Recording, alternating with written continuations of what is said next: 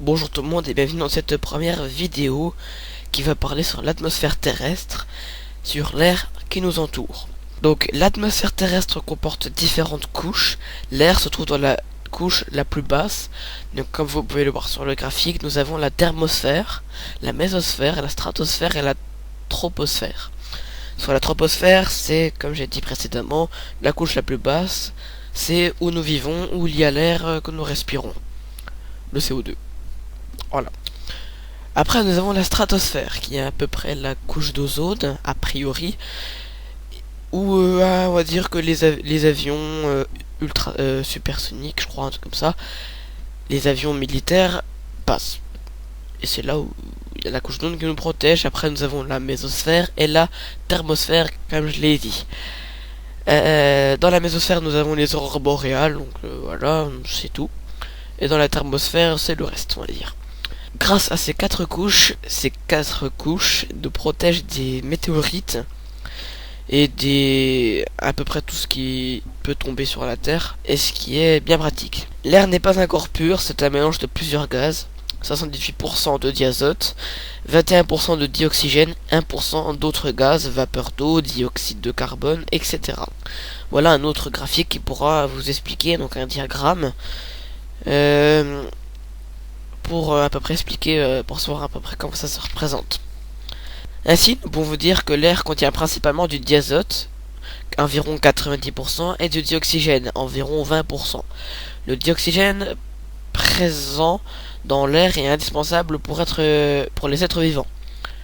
Ceux-ci le consomment durant la respiration. Donc quand on respire, on inspire du CO2 et on rejette de l'O2. Le dioxygène est fabriqué par les plantes durant la photosynthèse.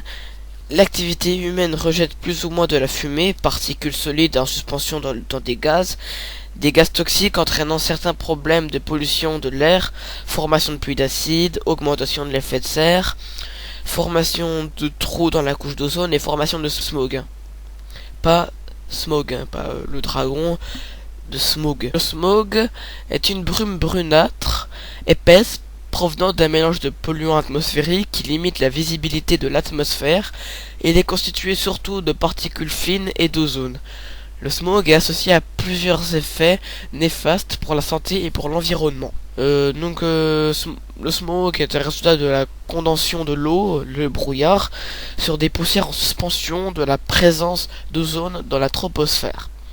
La fumée est produite en grande partie par la combustion de combustibles fossiles, est composé de gaz sulfureux comme le dioxyde de soufre, en plus de poussière sur laquelle se condense la vapeur d'eau contenue dans le brouillard. L'influence de la combustion de biomasse, chauffage au bois résidentiel, feu en plein air, des mélanges et de l'agriculture, sylviculture, se surajoute à ceux des combustibles fossiles dans la formation du smog hivernal. Merci d'avoir regardé la vidéo, j'espère que ça vous a donné un espèce d'aperçu sur l'air qui nous entoure. Oui, ce n'est pas très beau.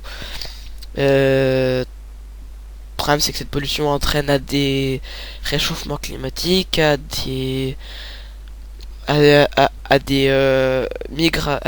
personnes qui migrent à cause de la pollution, voilà, des problèmes sur Terre, et c'est dommage d'en être arrivé là en ce moment.